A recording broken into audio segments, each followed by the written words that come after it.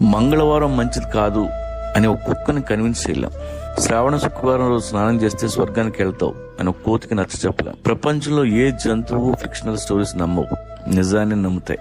కానీ ఈ బూడిది రాస్తే దెయ్యం రాదు అంటే మనం నమ్ముతాం. ఈ రాయి లోపల పెట్టుకో ప్రపంచాన్ని ఏళ్తామంటే మనం నమ్ముతాం. మనిషి మైగ్రేట్ అయిన నాడు బానే ఉన్నాడు. 7,000 సంవత్సరాల క్రితం వ్యవసాయం కనిపెట్టాడు. ఆ తర్వాత వేట మానేశాడు. ఇంటి చుట్టూ పంట, చేతిలో కంచం, పని తగ్గింది.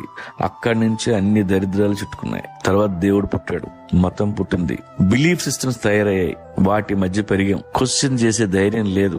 నలుగురితో నారాయణ, గుంపుతో గోవింద. ఇప్పటికీ మైగ్రేషన్ లో ఉన్న అన్ని జంతువులు నిజంలో బతుకుతాయి. మైగ్రేషన్ ఆగిపోయిన మనం అబద్ధంలో బతుకుతున్నాం.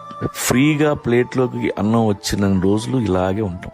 కానీ వేటగాడు ఎప్పుడు అలర్ట్ గా ఉంటాడు. మీ వేట ఆపొద్దు, మీ ఊళ్ళో ఉండొద్దు, కడుపు నిండిన వాడి పక్కలో అసలు కూర్చోవద్దు.